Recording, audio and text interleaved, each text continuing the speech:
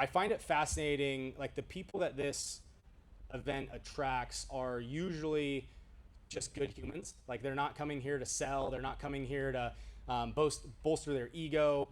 And I knew that immediately when I got on the phone with Mike, and he was like, "Hey, I just want to make sure that I have an opportunity to provide real value, and I'm not pitching." I'm like, "Okay, that's like one of my only rules. Cool." And then the next thing was along the same lines. And it was like every single time that he said something, he's like, I want to be able to talk about my failures, not just my wins. I'm like, whoa, like that's also one of my rules. And every single thing that he brought up was kind of one of my frameworks of having a good speaker on this stage. And so without further ado, let's give it up for Mike Chu. Come on.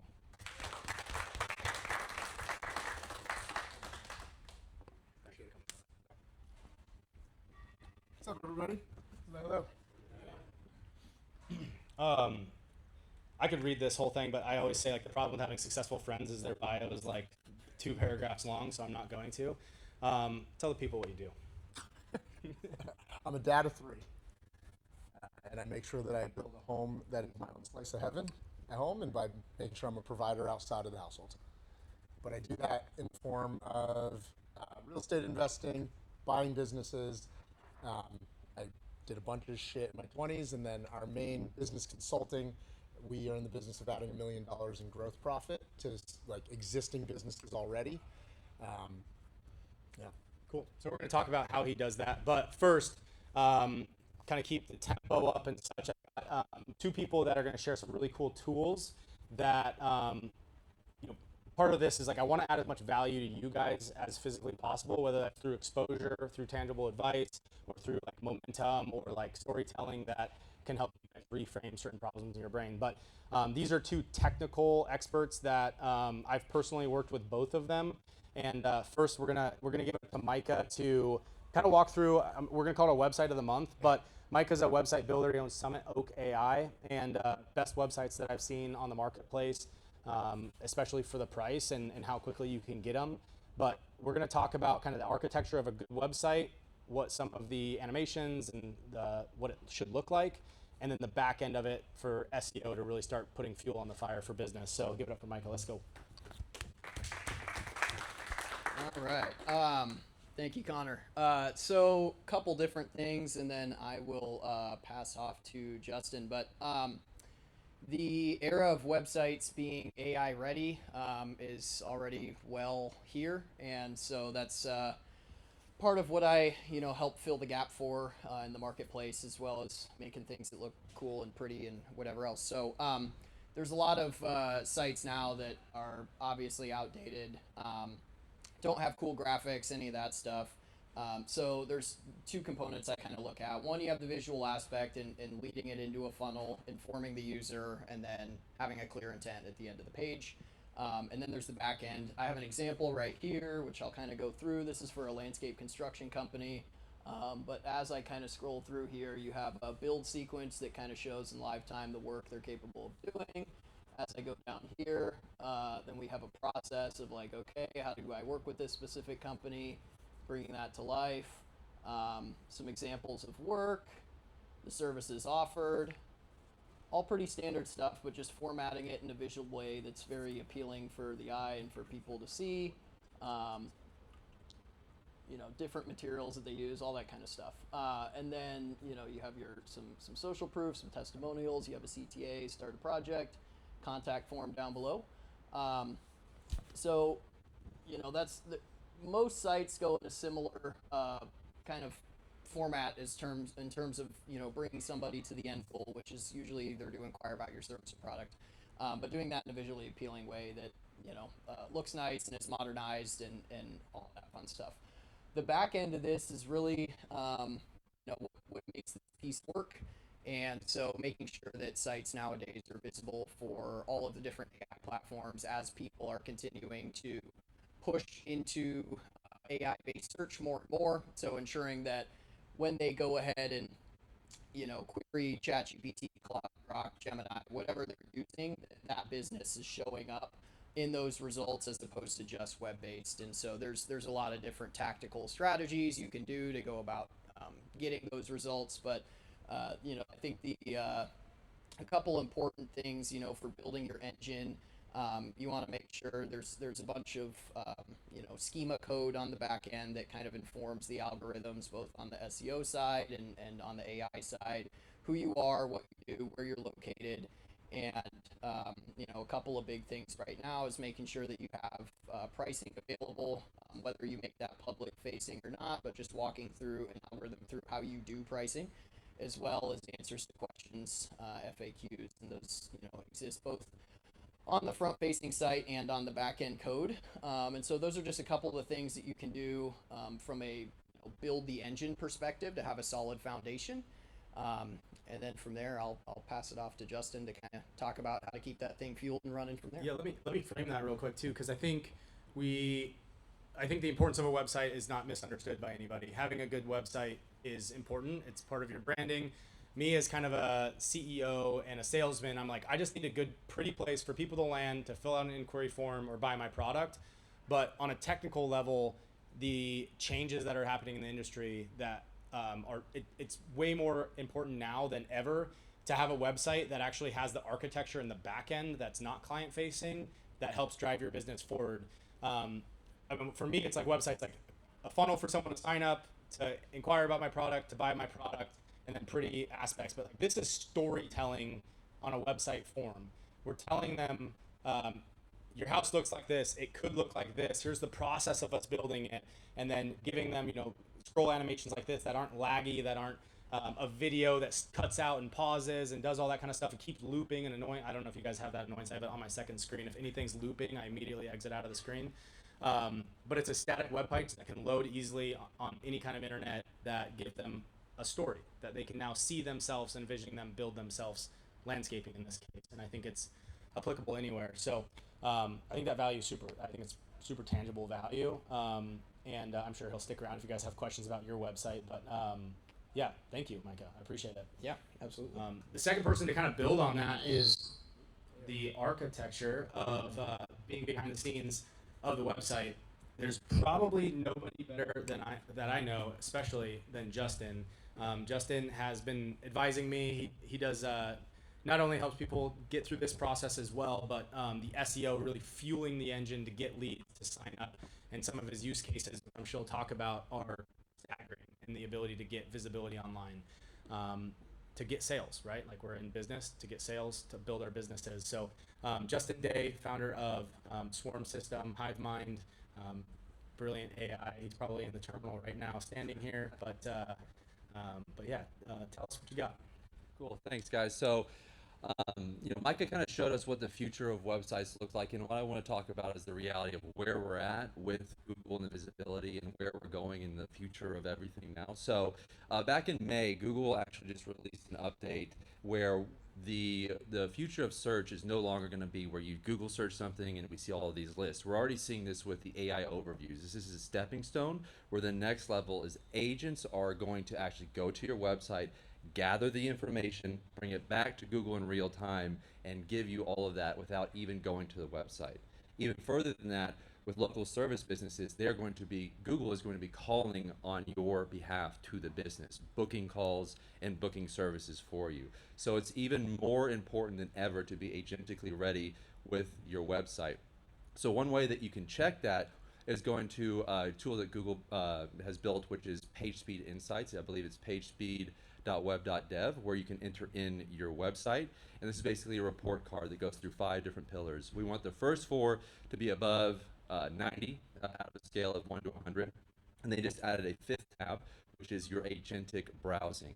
This is super important, and it gives you a full report card of exactly what to do in real time. So whether you have an AI website or you have a developer, this is something that you can just hand over to them to make sure that your website's perfect for the future.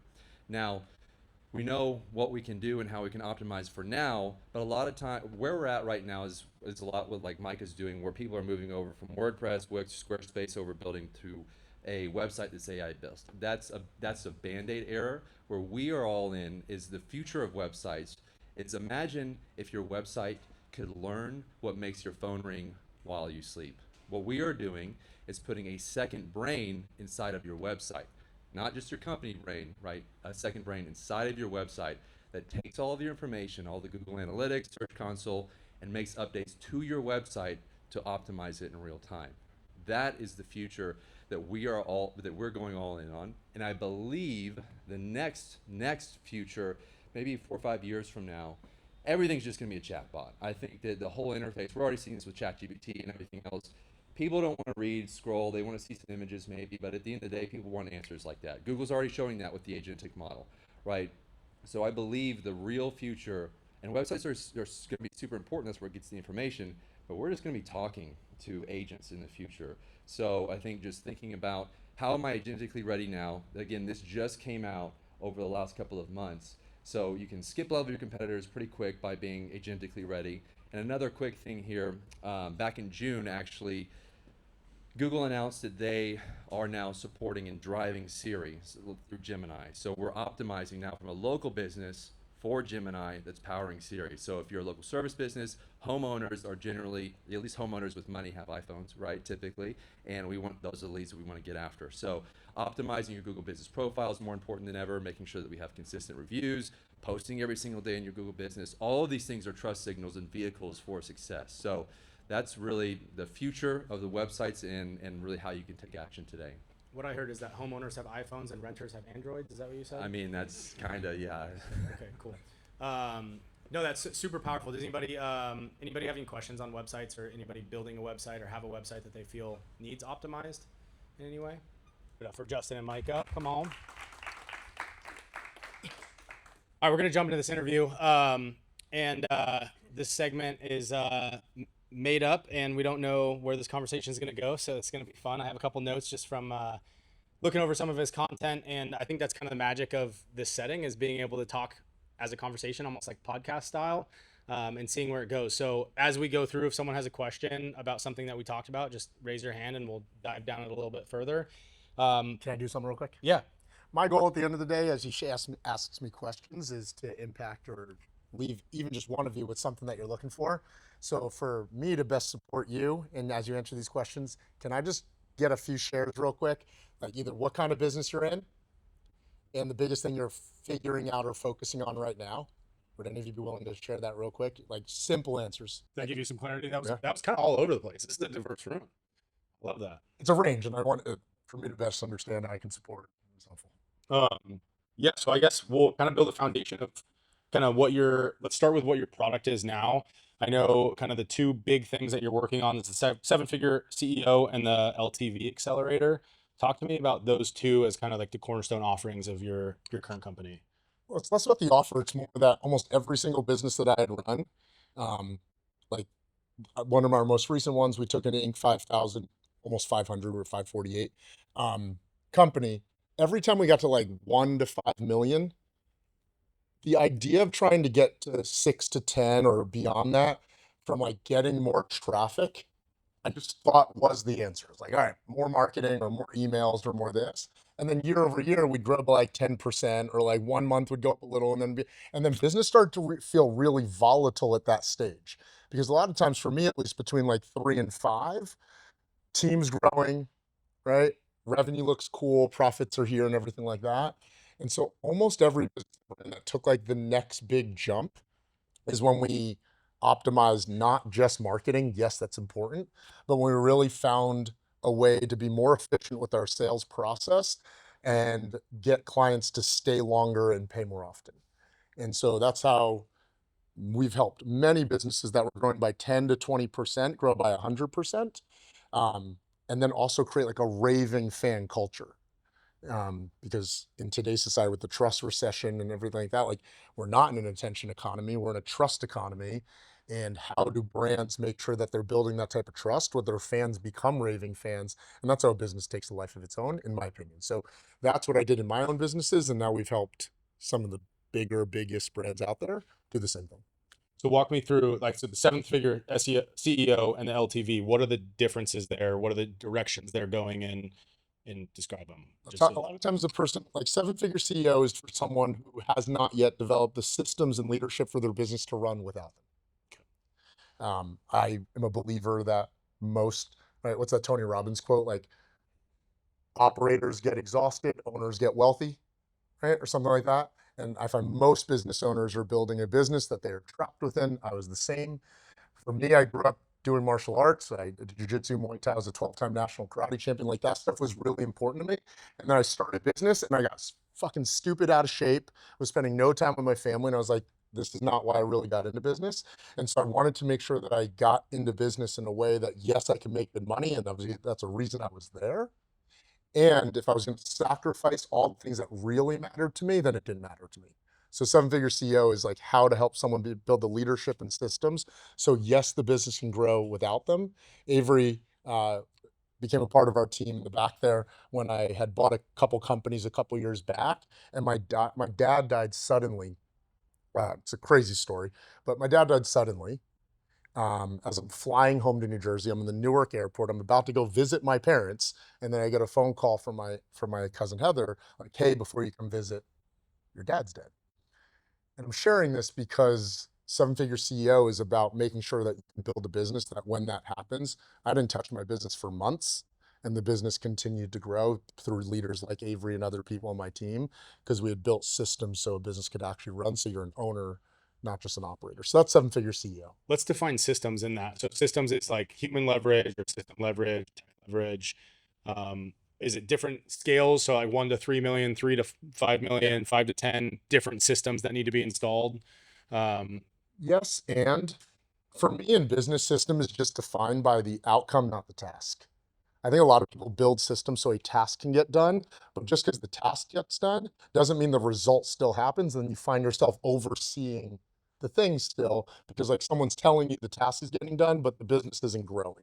That's literally what I found. I don't know if you've experienced similar shit I feel like in that's business as that's well. the whole world of AI right now. It's like I built this really cool system and it does this. And it's like it's been running for 2 months. It's done nothing for the business. It's like now you're just spending the same amount of time working on that What's AI that system. viral tweet about AI right now? I just finished my 684th hour finishing an agent for the task that I do 30 minutes a month or something like that.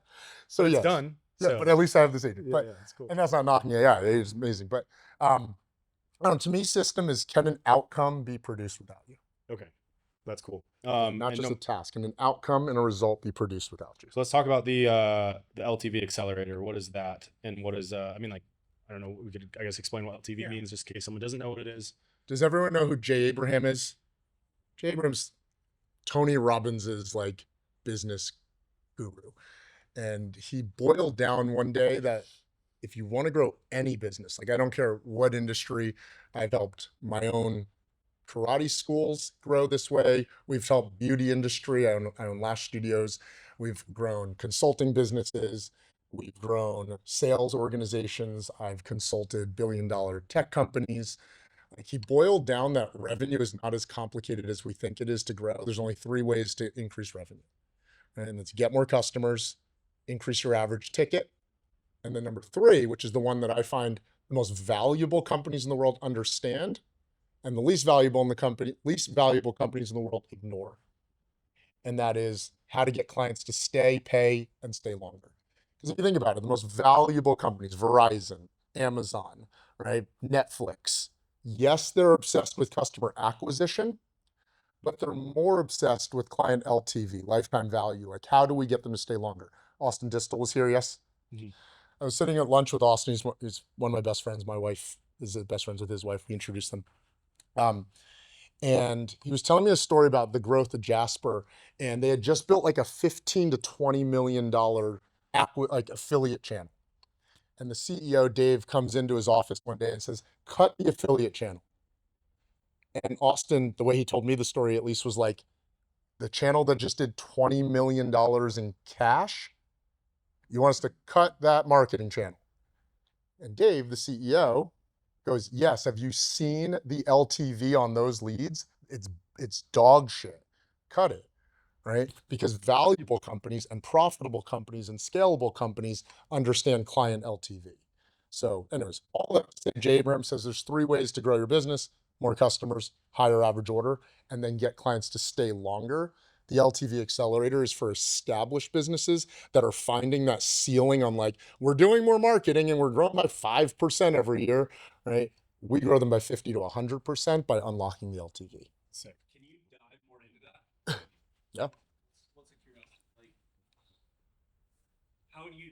Is there a threshold of LTV or something like that? Because that's a very interesting story, right? Especially if you're a corporate employee, you're like, what do you mean? I'm doing this stuff. Like I was going to get a bonus, right? Yeah. But not, if you know the details, kind of irrelevant. But just like even like how to even think about LTV, right? If you reduce CAC and increase LTV, like you're home free. So what does that look like when you're really maybe having that battle on LTV? Because do you milk it for a while just to get that hockey stick curve, and then you start cutting it, or is it just hey, we're going long term only? I think it depends on the business's current intentions. Like you said, there's probably nuance to it. Am I looking to just profit, or am I looking to build valuation for an exit? Right. If I'm looking to build valuation for an exit, yeah, I'm probably going to hang on to that channel a little bit longer because it's going to Sure. clean up EBITDA and stuff like that. But also, I'll add, like, you don't know what the LTV is until that cycle occurs, right? On an average. Ideally, Yeah. tracking the right Oh thing. yeah, this is assuming you're tracking CAC to LTV at all. But it's, yeah, it'll take a little bit of time for the data to catch up. And you're like, wait a second, they drop off on month 3 after they get their special promo pricing removed, Yeah. Yeah. I mean, if so, the question. Let's clarify the question. The question is, I would say like what LTV is a term. How do you define it, and then what conversations are you having around it? So, for example, what timeline are you maybe evaluating on it? Is it 3 months? Is it 3 years? Yeah. How? I mean, maybe not profitability tracking, but in this idea of like double clicking and like going down on it. Yeah. To really be like this idea, right? Of hey, what we walk away with. Yeah. And, simplifying terms and the language to your 2 questions that at least I heard. yeah. LTV is just defined by how many customers buy one time and then buy again. Are we on the same page with that at least? Yeah. And at minimum, without knowing the nuance of every business, I'm at least measuring it on an annual basis. Right? If we want to go by Guru Hormozy, he says at minimum, you should be defining your LTV annual. And for every 10 customers you have, if you don't have 6 of them buying again, your LTV is shit. Interesting. That's his like general definition. But again, Hormozy is talking to a whole general world. But Yeah, it'd be so different between service industry versus a monthly recurring revenue stream versus, yeah. But I can say this: I'm thinking of a business we were working with. They were at 5 million a year, and like tipping over to the other side. They were increasing ad spend. ROAS is going down. They're putting more effort into referral. Blah blah blah blah blah. All the shit, right? And I said, "How's your retention? How is your LTV?" He's like, "Oh, we're pretty good at that too." And I hear that all the time. I'm pretty good at that too. And I think that's crazy because if you ask people how their front end stuff is, they'd be able to tell you their closing ratio to like a percentage, their ROAS to $1, their CPL, like whatever it is you measure, they'd be able to tell you that stuff like to a number most of the time, yes?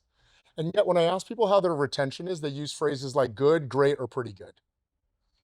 Like, what the hell? Right? That's not a measurable way of defining success. And so using this as an example, I said, well, how about we look at the number for real? And every 10 customers they had, 1.8 bought again, 18%. We've taken it up to 45%, and this year it's added $800,000 in cash to their business this year so far. And so they were struggling. The founder was texting me the other day. He goes, I see this channel now getting to the point in 2 years where retention revenue literally matches what our front end revenue does, which means we'll have doubled their business in 24 months. Well, and then to your point, even think about maybe what you're spending on to. That's the next conversation his operator's been messaging me. He goes, and she goes, her name's Brittany. She goes, this is the most profitable revenue we've ever generated. We paid nothing for it. We're already paying for the delivery of it. She goes, why didn't we talk to you sooner? Like, it sounds like a testimonial for me, but like this is a real conversation like of most businesses that are already at that level. They're like bumping their head against a true ceiling for another level of growth by just not checking off the third box that Jay Abraham talks about. I have that journey with real estate agents all the time. So being in the real estate world, a lot of the coaching stuff that I go to is real estate related. And you're like, what CRM do you use? And like, oh, we don't have one. It's like, well, how do you stay in touch for referrals and repeat clients? Well, I have them all added on Facebook. And you're like, no. Like, you need to proactively be talking to them. And on the small scale, they're probably not going to buy a house for another 3 to 5 years, but they have referrals. They have a refinance that you could possibly refer out. You got to be communicating them. And it's like, most real estate agents don't have a CRM to follow up with their past clients. Yeah. And I would say a lot of businesses have a CRM that just has a bunch of data in it that has no tags, no idea where they're at in their journey, Yeah. how long ago they bought, all of that kind of stuff. Yeah, and if you have a high ticket one-time type of purchase, like you truly think like, they bought a fence or door or like whatever it is, and it might not, then you should measure LTV by number of referrals. Right? That's just the other way you think about it. As I'm honored to be here, and I'm a student of business as well. I just got back from Tony Robbins's Business Mastery last week. That's why my voice sounds a little hoarse because you fucking jump up and down and yell shit all day, right? And We're gonna do that later. yeah. But the reason I'm saying that is at the event, he's talking about LTV on day 3, and he's like, and if you're like a real estate agent and you're like, someone buys a $4 million house from us, but they're not buying again, he goes, that's not an excuse to ignore LTV.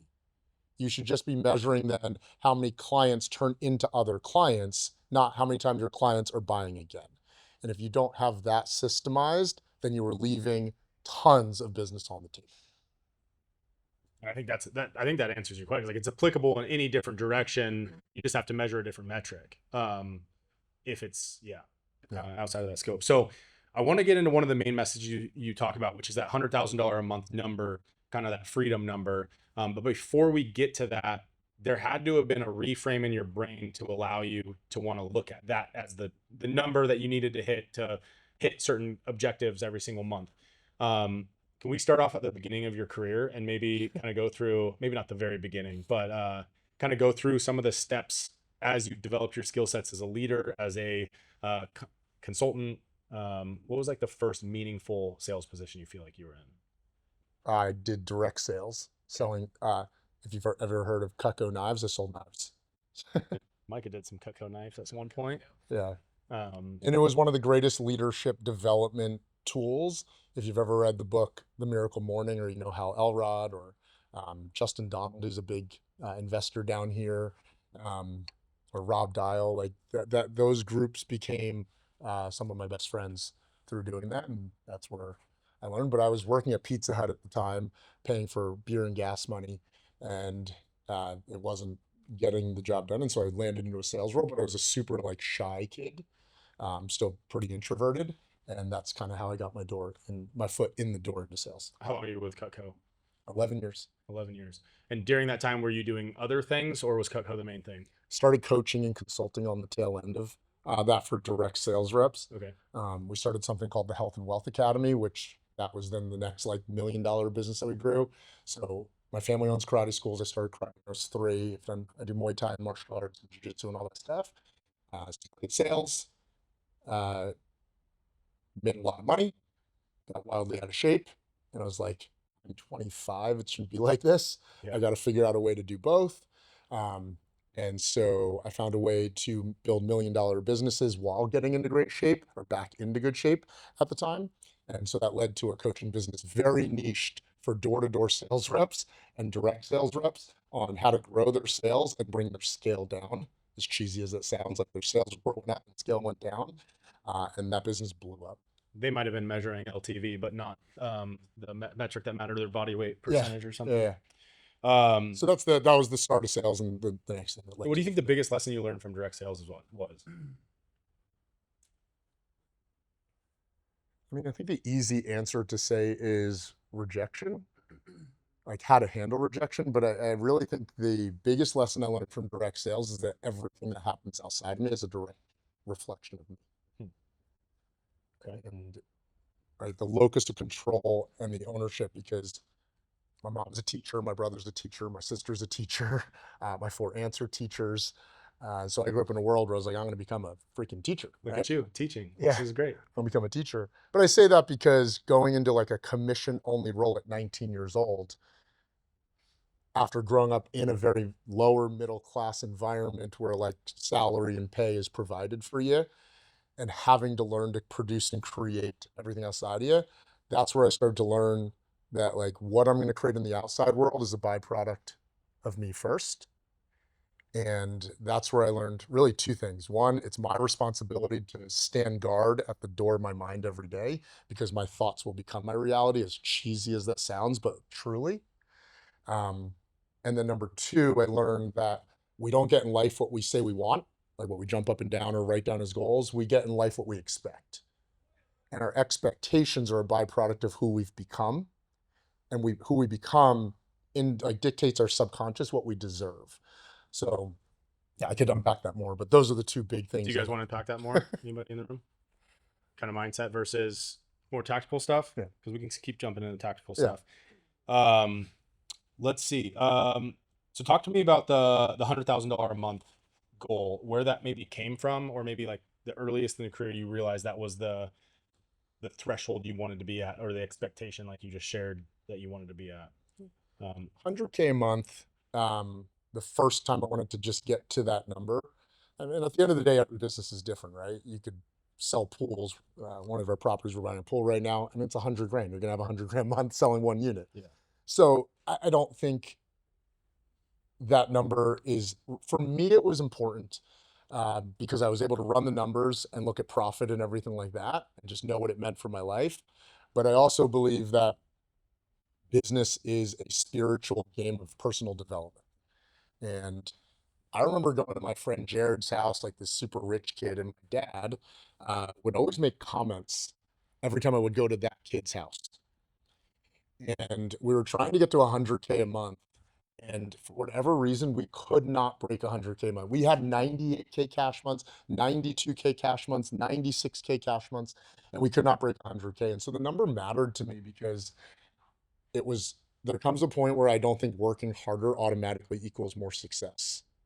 And I think sometimes we think that's true, but it's, there comes a point at a certain level of success that working harder is not. And so it was a massive period of growth for me because my grandparents are all farmers. And so like I was ingrained, like work your ass off. And I remember like at 96K a month, I was like, how much freaking harder can I work? And how much harder is really going to get me to 100K?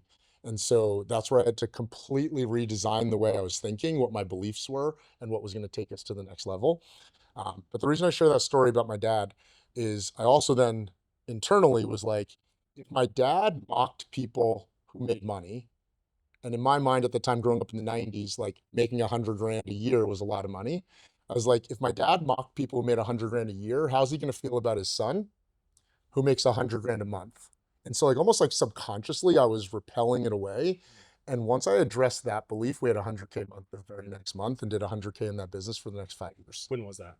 That first one was 2009, 2010. And then I've dealt with a similar belief again in 2019. Okay. Yeah, almost 10 years later, it kind of like bubbled itself back up again in a new business. Interesting. How did you feel seeing the numbers on a spreadsheet or wherever you saw them showing the 100K month when you first saw it? How did I feel?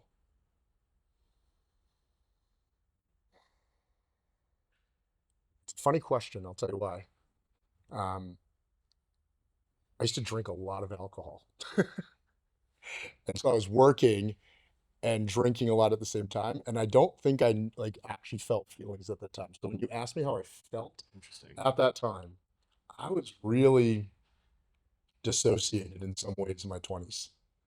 Um, yeah, like growing up an individual sport athlete, a martial artist, nothing was ever good enough. So I think actually what I felt was like, shit, what do I have to do next? Yeah, Being honest. I have a similar experience and having to do with my dad as well, which is interesting. The first month that I hit 100 grand in income from mortgage, my dad said, "You only did $12 million in loans this month. Why not 24?" Mhm. And that was the first thing he said. And I was like, "Whoa, like, dude, I'm 25. I just made $100,000 in 1 month. Yeah. Like that. And you want me to do twice that?" Mhm. And I love, because he's always a pusher. Yeah. And I love that. But at some point, getting like to the point where it's like, hey, we have these boundaries now. But like at some point, you can also celebrate the wins, and having the permission to be able to do that. Otherwise, that push or that alcohol and drug abuse and whatever else comes in, you start getting more disassociated from it. And it's just like, okay, it's now to the best. And the next thing, the next thing, the next thing, and you never get to really enjoy that moment. Yeah, mine was in a time where it was like refinances and mortgage was just going gangbusters. And it was, I remember it was just like, I didn't have time to celebrate it. And it was during COVID. So it was like, it was the very early days of COVID. And I was like, I literally couldn't go do anything anyway. So I was like, okay, cool. We did it. Next. I kind of looking back, I kind of wish I had more like excitement over that and like celebrated the win. But yeah, it's interesting. Well, celebration Dads are is the highest vibrational frequency of gratitude, right? And so I think many of us as entrepreneurs are not trained to celebrate, but I'm a big Knicks fan and the Knicks just won a championship. And if you watch, like, they celebrate, right? Professional athletes understand the importance of celebration, but we as business owners, I don't think we do the same. And sometimes we're driven. I love that my parents were really tough on me. Don't get me wrong. Like, it drove me in certain ways, but I also love the Kobe story when he talks about his parents. And see, I was driving for like my dad's approval because we're all wired not to be successful. We're all wired to be loved, right? And so I was like, my dad's going to accept me. But I think as entrepreneurs, if we can remember, part of what drove Kobe was Kobe's dad after an AAU game had a really bad game. And he tells the story, obviously, so I'm just repeating his story. But he sat down with his dad and was like, is this okay? And Kobe tells the story how formative this was in the early stages of his career. His dad said, whether you score 0 points or 80 points, we love you. And Kobe talks about how important that was for his development to know that he could go after being great just for the sake of being great, but it wasn't for chasing the same thing that many of us as human beings do. And that's like the love of our mom and dad, isn't it? It's kind of an interesting thought of like in the celebration in NBA, like if you could go and be a better basketball player in the NBA, you might be 0.01% better by X amount of practice. But entrepreneurship, if we work hard, our goals could be, you know, a $3 million business or $100,000 a month into $1 million into $100 million a month. Yeah. And it's like the growth can be exponential, which puts more pressure on us to keep driving forward rather than to celebrate the milestones, which is interesting. So celebrate. Yeah, I will. I do now. I just threw my first birthday party this year since I was 6 years old. It was sick. Let's go. I don't really care about birthdays. It's just literally a made up day in the month. But having a Yeah, cause to get together. The day you came alive. But yeah, go ahead, continue. That's what they tell me. So let's who else in here has dad problems, since we both just said we had dad problems? Here, go. I think talked about like celebration, but as an entrepreneur, I've been doing it for 4 years, direct sales. I used to be solar sales. Nice. I think my fear was a fear that I'm gonna wake up and it's all gonna end. So if I celebrate or if I stop, all the momentum's gone. Did you ever feel that? Well, girls, Yeah. Where'd you do solar? where did I do it? I did it here in Austin.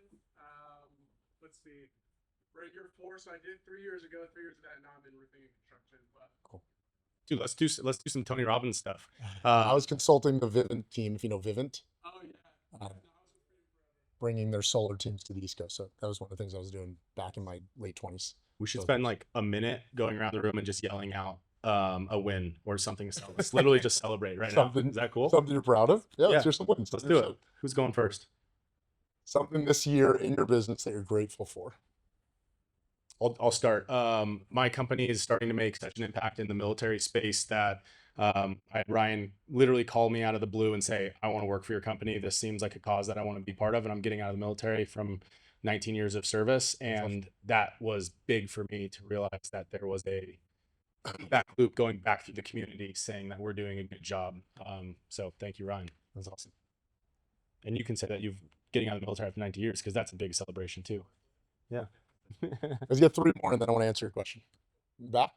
Kind of lines of LTV. I mean, was this week a customer, highly referred to the guy that good for it. So, Let's go. feels good to do that. Let's go. 2 more. Just bringing an idea in my head last year into life. I think I get down on myself, but even that is incredible thing. Good job. I graduated from the Goldman Sachs 10K in DC. Through the program, I got built a government contract, and I also met him through that program. Let's go. Yeah. Let's go. So kind of reflect back the question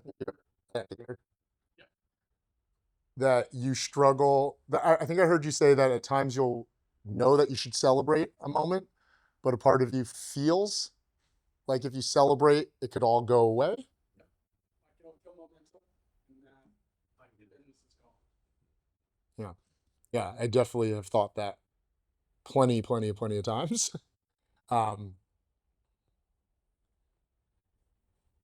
What's the belief behind that? If I celebrate, what will happen? I think it's a belief of I'm going to take my foot off the gas pedal. Like I feel like I'm going up a hill.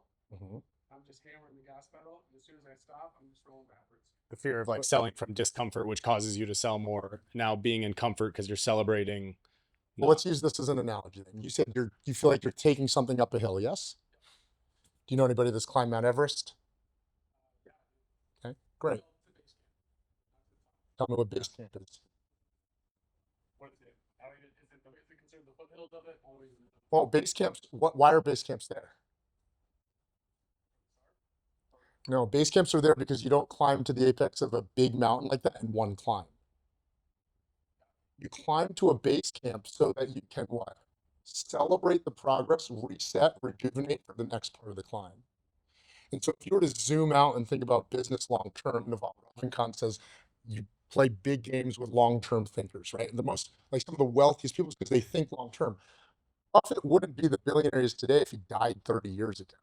But he's also just been playing the game significantly longer, yes?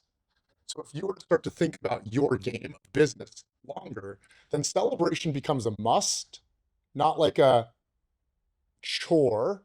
If you want to make sure mentally and emotionally that you are like at your peak or at your best to play the game to the next level. That's one reframe to possibly look at it. But then secondly, for me, so that's number one is like, if I'm going to celebrate, like I want to understand why I'm doing it because I'm not really good at celebrating. But the second I would also ask, or second and third question is, do you trust yourself? And do you trust Gus, God, universe, spirit? The first one is, do you trust yourself? Because when you say, I'm fearful I'm going to let my foot off the gas, well, then what are you saying to yourself? You don't believe you're going to put the fucking foot back on the gas when it's time? So I would explore how much you trust yourself to go build the business that you want and allow yourself that. And then this reframe helped me 15 years ago. And that is, the better it gets, the better it keeps getting. I used to think the better it gets, sooner or later, what goes up must. Yeah. And so I was always living my life with this, like, when's the other shoe going to drop energy? And so I wouldn't let myself celebrate. Whether it was like a relationship was going really well, and then I would self-sabotage the shit out of that relationship, right? Because what goes up must come down. Whether it was business, right? I would have a best month ever, and then I would like spiral. And for me, spiraling turned into drinking a lot, all types of crazy shit, right? But that's because I didn't believe that the better it gets, the better it gets. And so that reframe and that belief, like the more that's there, the more that's there. So some just explore. All right, I want to be moving on to something in about 5 minutes. I've got some questions that I want to ask, and we're gonna speed through them. Yeah. One quote you said that I found fascinating: "Growth comes from what is already working and becoming more efficient." Let's talk about that. Yeah, I think established businesses naturally, I said this earlier, think just like if I hustle harder to get more leads, then we'll grow. But more times than not, like if you do the math of it, we'll use an analogy. I think someone said golf earlier. How many of you heard the analogy of golf and 10 cents? Yes, no? Okay. If we were to go golf, I said, oh, we were talking about golf earlier. Oh yeah. And I do golf. I was like, I wouldn't call it that. Swing a stick at a ball. But if we were going golfing, I was like, hey, let's make it a little bit more fun, right? Let's play 10 cents a hole. Let's be like, okay, fine, right? And then if I was like, as we're getting going, I'm like, hey, let's make it 10 cents per hole, but it doubles every hole. How many of you would still be like, okay, fine? And by the ninth hole, that 10 cents is what? $5. By the 18th hole, that 10 cents is, anybody want to take a guess? Like 20 grand.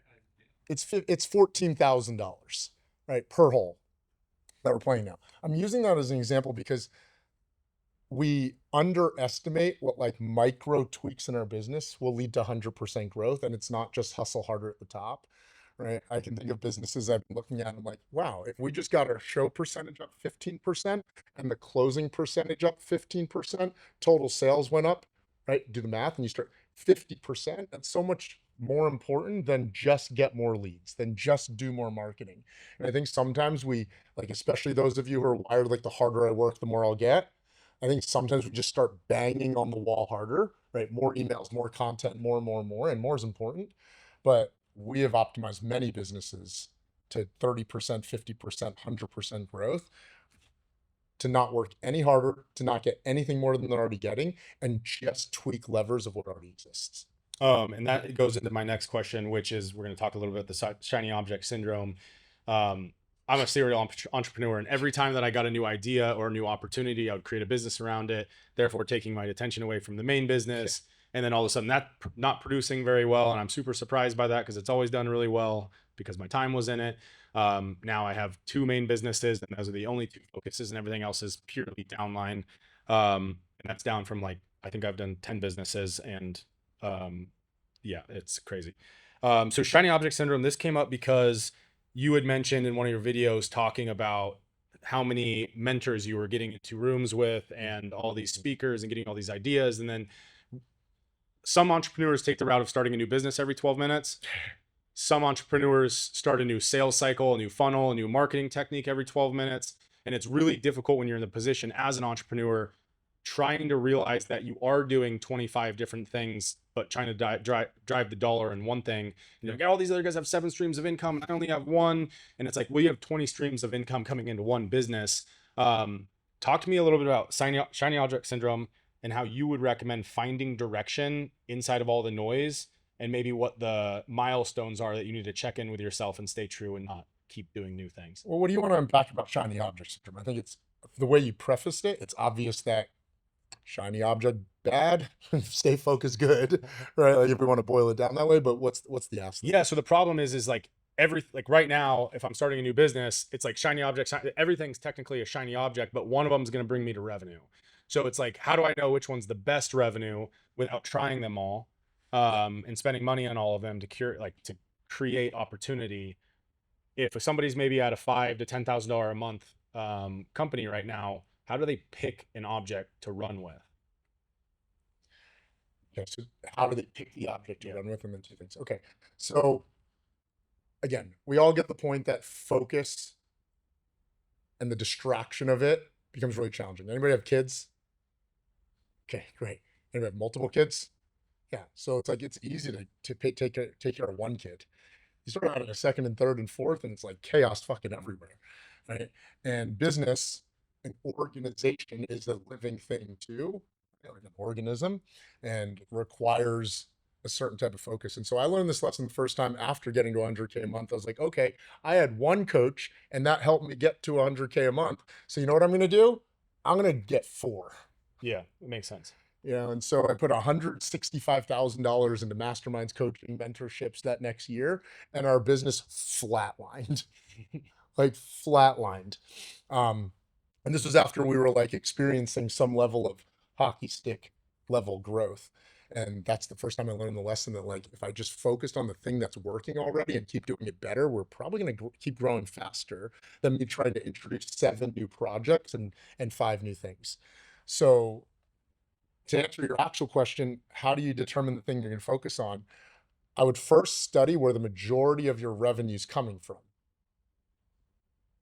right? And just say, what out there could we cut to buy focus to pour more time just back instead? In fact, Austin Distillery was a perfect example. Yes, it generated $20 million, but it might not be the big channel. Let's cut that so we can put more of our focus on the thing that matters most. So I would just let the data dictate the decisions. Where is the majority of my revenue coming from? I coach some people on how to get leads from social media, like certain people we work with, and they're like on TikTok and YouTube and Reddit and threads and everything. And I'm like, your last 30 clients, where did they come from? 82% came from Instagram. The other 12 came from email. I'm like, stop posting on Facebook. Yeah. Like, let's just get better at Instagram for now until we've mastered that. So that's one of the ways I would focus on what to pour more time into is where is the actual revenue coming from? Because a lot of times we're just testing all this shit. When the data shows us where money's coming from, let's do the thing where money's coming from better. And then do it better and then do more of it. So that's where I'd identify that. So for respect to everybody's time, we're gonna try something. And again, we make this kind of stuff up, so I'm excited to try it. We had a speaker like 2 months ago, Bennett Looper and Austin Netzley. And Austin Netzley is also a business coach, owns operation.com, helps people build operations and sales systems. Brilliant dude. And we did this session where Austin coached Bennett after Bennett spoke. And I thought it was really impactful on like unpacking the different levels that Bennett should start looking at to start building his team, building out an org chart, identifying what their job roles are, and then start backfilling those positions. And it was really fun. So we're going to try that today. Is that okay with everybody? I have a video to play real quick. So bear with me. Let me just pull it up. Weeks to save my business. 2 months ago, I made a decision I've been circling this for a year. I moved I can't all get it on of the meal screen. prep production out of our kitchen and handed it to a co-packer here in Austin. They had a bigger facility, professional chefs, and used the kind of operation that lets a company like mine actually grow instead of just survive. For 2 years, I'd been the one in the kitchen on weekends, nights, and holidays. Hated that over felt like giving away part of myself, but I did it because I believed that we were going somewhere. And then yesterday, they sat me down. They need 750 meals a week from us consistently. That's the threshold where we're worth their time. All summer, we've been sitting at 450, some weeks 500. So I made my case. I told them what we're building. They were kind about it, but the answer was no, unless we get to ship around in these next few weeks. Which I get it. It's their business too, and numbers are numbers. I have felt a lot of pressure since, which is a good thing. I need to find a way to make this work. Galatians 6:9 tells us, let us not grow weary of doing good, for in due season we will reap if we do not give up. So 3 weeks, 250 more meals a week than we've been doing. Everything's in my bio if you want to eat well and be a part of it and support a small local business. Who feels like they can have something in common with that story? Maybe being put into a trench by someone else and saying, you got to get here. Maybe that's a sales leader or someone in your life that demands more. And if you don't get that more, you're on the wire. And so this is a guy that's supported this event every single time that I throw it, and he's in town. And so I want to do something special, and we're going to do like a one-on-one coaching session right now. And he's going to tell us a little bit about his business, some of the metrics. And so without further ado, everybody give up for Matt Lupi. Let's freaking go, baby.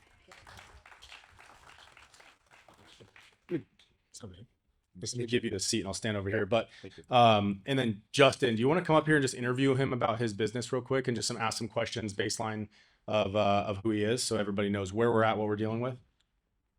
Yeah, absolutely. So great to see you, man. Thanks for being here. And your post the other day was so inspirational. You got so much feedback on that, a lot of shares, and just want to like share with everybody. Being vulnerable, right, is the key to unlocking success on social media. So thank you for sharing that. It's a great story. I'd love to learn a little bit more about your story before, you really started Simple, your company here. So talk us a little bit about that. Yeah, so before I took over, I've been working at Collective for 3-ish years. I started working at the front desk. I was in Austin, didn't really know what I was doing. Was here for about a year and things weren't working out. So I was like, you know what, I'm just going to try to get into a better environment. So I was working at front desk for about a year and a half, then became a trainer. Someone else who was actually in the Collective community started Simple Plan Austin. He was just dealing with some stuff and he's like, I'm done. I'm going to move out of Austin and get rid of my business. So I just came in, we worked out a deal where I took over a majority. He stayed on, got the business for free. And then once we started growing, I got rid of him. So I didn't start it, but right place, right time, and then learned as I went. Yeah. So what kind of impact has this had on your life? What's really driving you with this business? Impacting people. Like every week we're literally serving people food. Like this isn't like a gadget I'm selling. Like this is something that people need on a daily basis. So I know there's always going to be a need for it. And then also just like on a personal level, like growing in leadership, it's the first time I ever had to like hire a team and work with people consistently and deal with people not showing up, dealing with people leaving a bad review, dealing with huge success stories. Like that was all brand new to me. The only other business I ran in my life was doing landscaping in like high school and college, but it was just me, like 12-hour days. So this was the first time I was like serving more people and leading a team. Yeah, so let's talk about what makes your business kind of unique. Like what in comparison to Factor and these other things, like what do you guys do differently? Yeah, I mean, we're totally local, so we're making the food here in Austin. So if you ever get food from us, it's not going to be in a frozen box shipped across state lines. So take a lot of pride in that. We want to make sure like this is actually a quality service that people are getting, and they're supporting a local business. And we're super high protein. Like that's just what's driving people to actually get results, no matter who you are. So each of our meals have a very high minimum protein. You can get double protein, and it's just something that most services will skimp out on. What do you say? What's your favorite meal? Right now, we have a Mary Me chicken pasta that 88 Yeah, grams it's of protein. Let's go. So many, that's awesome. Yeah. So with the vision of your company, like what does that look like in a year, 5 years from now? I know you're kind of under the gun and under some stress and pressure now, but you're going to make it through it, and you're going to be amazing through this. So what does that look like on the next chapter for you? Yeah, I think just becoming a go-to service in Austin. There's a lot of other services in the area that people know of, most being like corporate, and they're not really headquartered in Austin. So I think the biggest thing is just being like the go-to, and that biggest way we can track that is just like how much of the market do we have, how many meals are we producing per month. So the number in my mind's always been like, how can we get to 1,000? I haven't hit 1,000 yet. Our best week was 855. So getting to that benchmark and hitting it consistently then lets us play a little bit bigger. Yeah, so when you talk to your customers and the people that kind of have your meals and experience your business, what do you feel like is the impact for them? Does it help save them time? Is it better food? Is it, really getting that protein? 88 grams, freaking insane. Like, what is that impact for them? Yeah, I would say time is everything. Like they're healthy meals, high protein, like we said. You can find that so many places. I'm not gonna be ignorant and say like we're the only solution. You can cook it, you can go to Chipotle. Like there's so many places or means to go get a healthy meal that's high protein. We can all agree on that. But someone literally asked me yesterday, okay, pitch me. If I wanted to go get kava 7 days a week, why would I pick you instead? I'm like, okay, you have to drive to and from kava. So even if it's comparable pricing, you have to drive there. That's time there and back. You're probably going to get upsell there and buy a bag of chips and a drink. Next thing you know, you're walking out with $20 and you're driving 5 minutes round trip. So it cuts down the time. It's easy. Decision fatigue is out the door. And if you actually have a goal, you're not going to end up at Eater's on a Thursday afternoon because you're like, I don't know what to eat. And I end up eating fast food. Yeah, so the power that you're giving is the freedom to give people their time back to really focus on their family and what matters most to them while staying healthy. Yep. So let's give it up for Matt, guys. This is an incredible thing that he's doing. Thank you. All right, now we're gonna hand it over. Mike and Matt work some magic. Let's see a coaching session on how to achieve this goal. Well, how are you? I'm doing well. Thank you. Listen, so the outcome that you're trying to create is what? So I handed our production to a co-packer. So I was the one leading the team, making all the food. Okay. So 7 weeks ago, we found a local team to make all the food for us. And they were crunching the numbers on their end. We've been doing about 450 meals a week right now over the summer months. Okay. And they're like, hey, 750 makes a lot of sense. We can do 750. We'll give you a 3-week heads up, basically. If you can't do that, you're done. And you're at what right now? 450 to 500. And if you don't get to 750 meals, you're out of the kitchen. With that team, so we'd have to find a new solution, or myself get back in the kitchen. And so the goal right now is to get to 750. Correct. Consistently. I know we just met, so permission to just ask you some Sure. questions. Yeah. Why get to 750? I know you told me out of the kitchen, but like, what does it cost you if you're not in the kitchen? So if this team drops us, we went through like onboarded them, trained them. Like this is a professional group that's making our meals now. So like I said, I was the one with a small team from the beginning. So it was weekend heavy. We make all of our meals mostly Sunday, sometimes Saturday as well. So as the business owner, I was, in the trenches, making the meals, cleaning up after. So it frees up me a little bit. And then also like just consistency, making sure we're with a production team that I'm not training someone new every 2 weeks. And the risk of starting over again, where it's like, okay, we found a good partner. If they drop us and we want to try to find someone else, that's another 2-month ramp up of training them, getting stuff over to their facility, and making sure they do it well. Would that kill you guys if you did have to start back all over? Like you've had to find a different... It wouldn't kill us. What would kill us if they were like, and we're protected us under our contracts, but if they were to say like, hey, this week we're done, because I have no backup plan right now, we probably would have to stop meal production for a week entirely, which would hurt us quite a bit. How so? Customers being upset, subscribers that are like expecting meals on a weekly basis, and then a short turnaround of saying you got to go to the grocery store and make all your food. Hungry You Connor wouldn't eat. So yeah. I'm asking because any strategy is not effective if the founder isn't like treating it like a must. Mhm.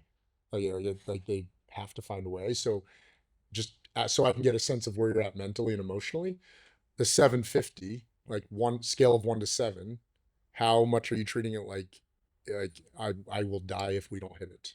If you're being honest with yourself. Yeah, I would say a 5, like super high priority, but there are ways we can navigate around Options without it. it.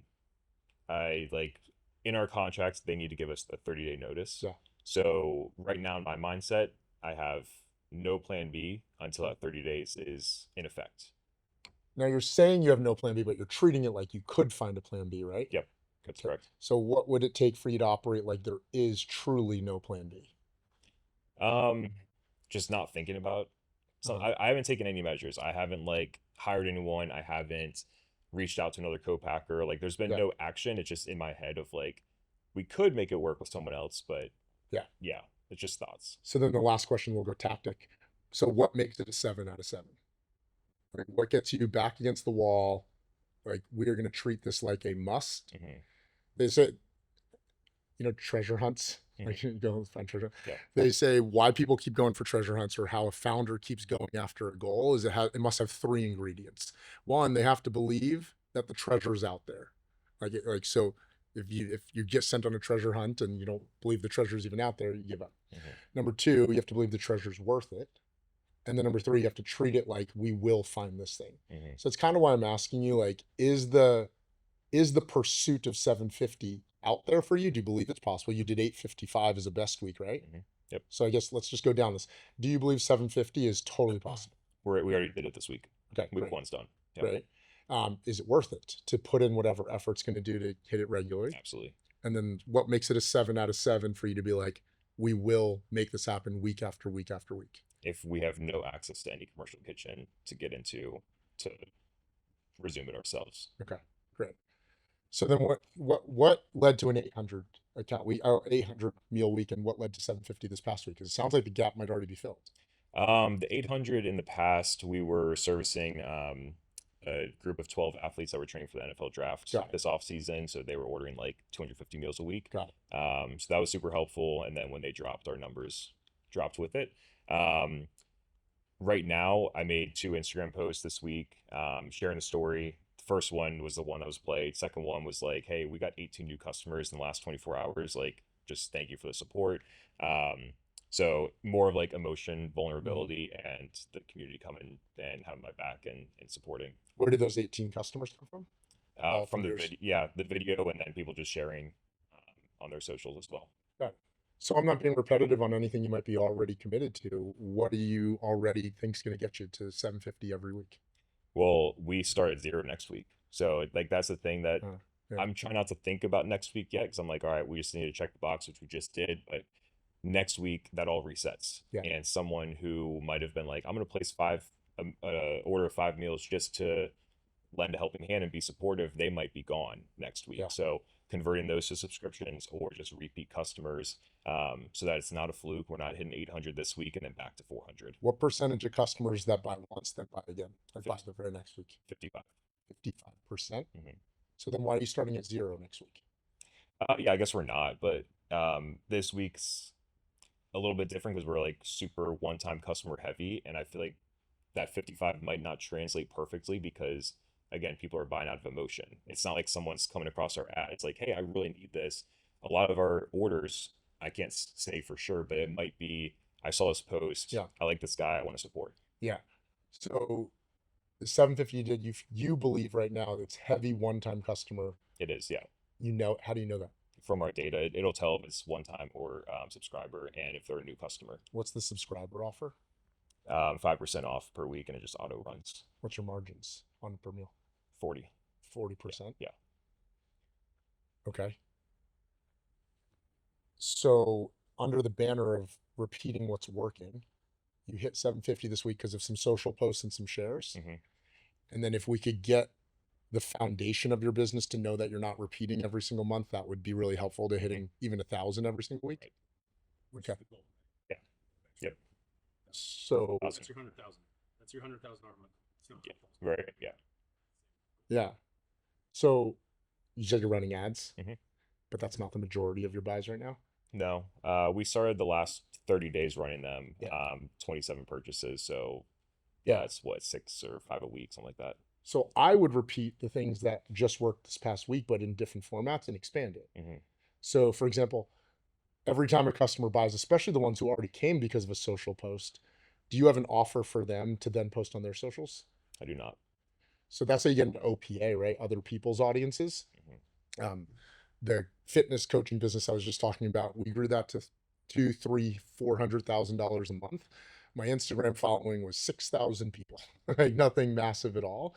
But we just played the game of other people's audiences over and over and over again. So every time we got one customer, we just incentivized them to share their results on their socials in a way that sent more people over. Yeah. So the first thing, I would just repeat what you just saw work.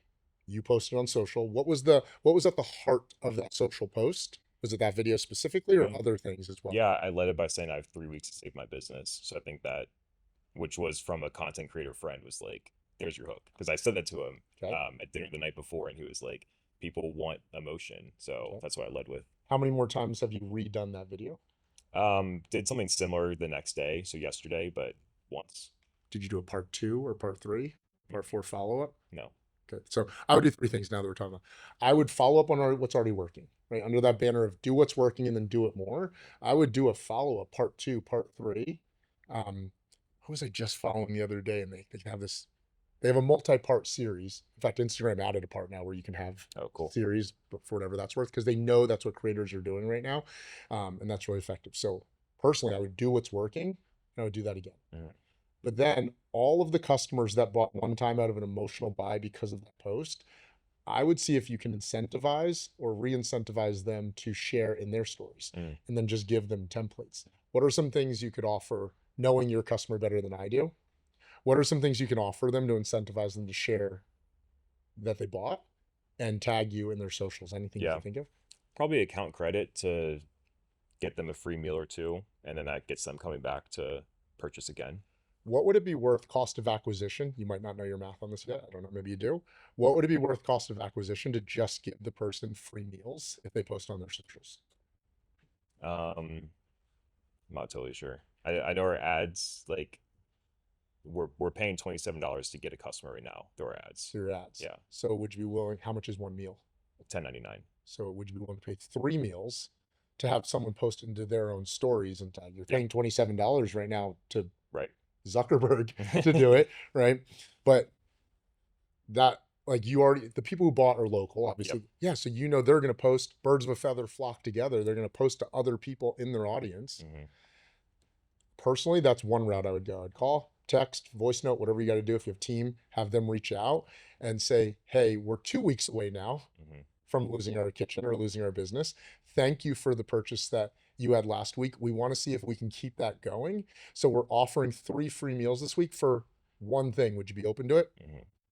Sharing a picture with this of your meals and saying, go tag these people. Yeah. Right. Yeah. And see if you can drive business that way. And then with repeat customers, this is why I personally love LTV. The reason I mentioned the drinking earlier is because my nervous system is wired for like predictability, because I grew up in such an alcoholic household.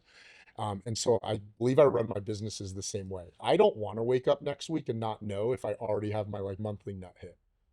And so I design my businesses so every single month I know all of my bills are covered, all of our like needs are met, and then anything we do on top of that is more. So that's why LTV became so important for me. So every time you have someone buy, have you systemized in a way to ask like, hey, thanks for your purchase. You're gonna have everything delivered. How many days? Orders due Friday, they get on Monday. So Cool. over So weekend. we'll see you on Monday. Out of curiosity, has anybody told you yet how to just get this week's meal for free though? Or has anybody told you how to get 50% off this week's meals? You know, there's this one business we own out in Houston, and we could not get recurring customers and memberships and subscriptions, right? And we were like, maybe we fix the offer, maybe we fix that, and all these things. The first thing we did is we just started tracking if we're asking every single customer one question. Hey, have you heard about our membership plan?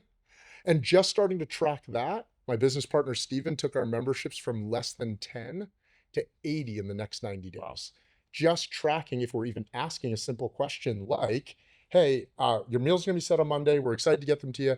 But has anyone told you yet or shared with you yet how to get this first order for free or how to get this for 50% off? They say no, and then you roll out your offer. So I think what I'm hearing for you, but I'd love to hear what you're hearing, is three things. Do what's already working. Yeah.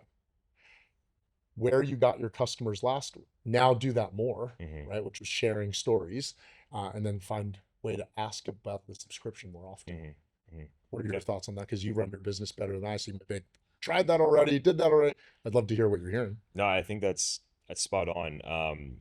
I think the biggest concern I have right now is getting them to subscription, and that kind of solves it of like Yeah. addressing like, hey, has somebody talked to you? Have like give them an offer for it. Because like again, I'm not trying to think about next week, but like we have so many people, new people coming into the door. Yeah. Like, okay, we're gonna hit the number. How are we gonna do it the next week? You know, it's either reinvent the wheel and like have a whole bunch of new people feel out emotion, or keep what we have and just convert them to sticking around. And you want to control the controllables. So out of curiosity, are you at least tracking if you're making that ask at the time of purchase about the subscription? I've never asked about the subscription. I've never done that once. Bro, so much area of opportunity. But that's what I would track. I would just track. I forget tracking the conversions for now. Just control the controllables. Track. Did we got 68 new customers this week? Have a spreadsheet? Yes, we did ask. Yes, we did text. Yes, right. And hit 100%. We made the ask. I don't give a shit about the conversions for now. Because the fact that you're not even asking people about it, you will increase your conversions to subscription just by just asking 100% of people if they know about it. Yeah. And Yeah. dude, what that'll do for your business to get to 1,000 even faster, because you'll know you're waking up each Monday with 600 meals taken care of on subscription already. Yeah. My first touch point after a new customer orders is always Google review. It's never been subscription. So it's a good. Businesses focus at different times. So the business we own in Houston, we're the only business of that type with 1,000 5-star reviews. So I get that because that's been a big part of how we're able to grow. So for a whole period of time, our focus was ask everyone for a 5-star review. But then guess what we did? We're like, we've hit the goal we had. We have enough 5-star reviews to give us credibility. So we just shifted where our energy and focus was going. And now it was, do we ask about memberships? How many 5-star reviews do you have now?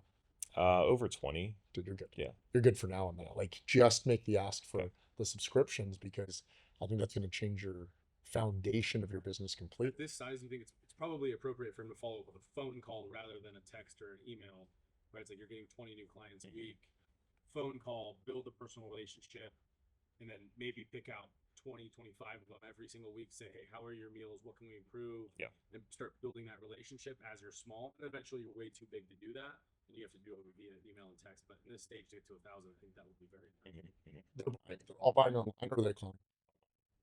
Yeah. So I would. Do you have an order bump What do you right mean? after they buy online? What does that mean? An order bump is like you go to add to cart, and then, like, I don't know, Uber Eats. You ever order on Uber Eats? Yeah, And yeah. before it can finish, Yeah. the little tabs going. It's like, do you want us to add ice Yeah. cream? No, we don't have it. I would see if you can get an order bump. Okay. Hey, would you like to know how to, like, hey, get this week's meal for 50% off. Click for more, right? Info. And then again, you statistically they say you'll get about a 16 to 18% opt-in to an order bump.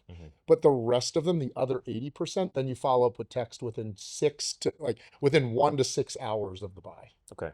Because the highest time for LTV a lot of times isn't actually after the person's using stuff. A lot of times we think if we get them to buy and we get them to love the stuff, then they'll buy more. LTV actually happens a lot of times in the early purchase of a buy, because that's when they're most emotional about the buy. And so that's when you a lot of times want to make that ask. Now, not everyone's going to do it. They're going to say, I want to see how the meals are. Yeah. So then you systemize making asks for the subscriptions at the end of the next week. That next Thursday, because it sounds like you need the orders in by Friday to deliver. But the next Thursday, you systemize in and ask for membership again. But you re-incentivize it now. Maybe membership was, you said 5%? You have 40% margins. I'm curious what 10% or 15% off for memberships would do for your business at scale. Yeah. But I was gonna say that too, Matt. What does 10% look like? yeah, Does that get more people to jump on subscription at 10%? And how hard does that hurt you? Right. Back end? Yeah. I would toy with that. Okay. Yeah, and see that. But if they got the first offer, at 10%, let's say, the following Thursday say, hey, we'd love to earn your business. Again, we have a 24-hour promotion for your first week in, where you'll get subscription for your first 90 days, 30 days, 60 days, whatever, not actually for 10%, for 20%. You have 40% margin. So now you're right, you're using that for cost of acquisition, that 20%, and then you're getting more. So I would systemize 3 asks for membership in the first 7 days. Okay. Yeah. The time of buy at that Thursday, and then the following week. Sorry to not have you this week, but wanted to see if what we could do to earn your business in the future. Yeah. I love it. That's cool. Hopefully some of those things No, help. yeah, it's perfect. I think the biggest one short term though is redo the content that's working already, and then get other people to share similar stuff like that for you. Okay. Especially if you have friends in the local area. Share my friend has 2 weeks. Like, bring people along on the mission with you. My friend has 2 weeks till he loses his business. I just bought meals. They're the best meals in town. Go help this guy. He's like, just get on a rally of that. So if I was to give you 2 actions leaving here, track all first time buyers. And if you ask them, hey, have you heard about how to get blank? And then could you get 100 people to share on their stories for you that you're losing your kitchen in 2 weeks? Like, do you think if you made a list of 100 people in Austin, do you think you could make 100 asks? Yeah. Good. Okay. Easy. So those are my thoughts for you. Suggestion. Okay. If you're not already using a trial feature on Instagram, take the video that you already created that hit off, put it on trial in like 20 different ways, just changing your copy overlay, or just push it out exactly as it is, because that pushes out to everyone that is not already one of your followers, and it'll be in the local area. And you don't have to have that on your page, and it's literally just gathering views. I have trial reels that have hit over 1 million that I haven't even used. Wow, So there's okay. a lot of value there. Thank you. And run that